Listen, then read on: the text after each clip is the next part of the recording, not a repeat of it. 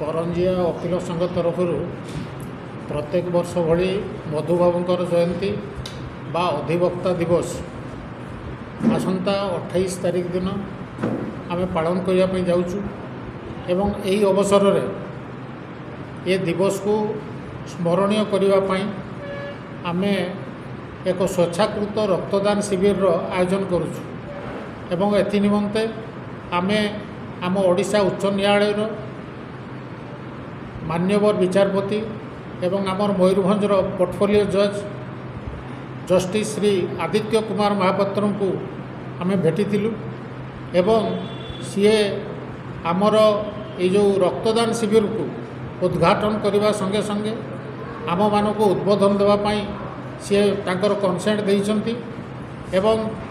ये रक्तदान शिविर ठीक सकाळ 7 घटी आरंभ हो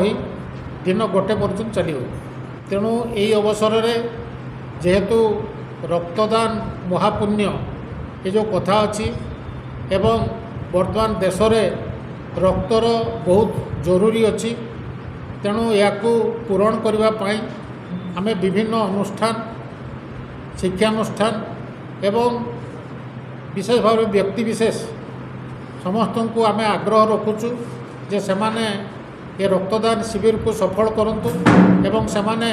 स्वेच्छाकृत भाव में रक्तदान करंतु एवं सेथि निमंते आमे समस्त शिक्षानुष्ठान एवं जो सामाजिक अनुष्ठान सब अच्छी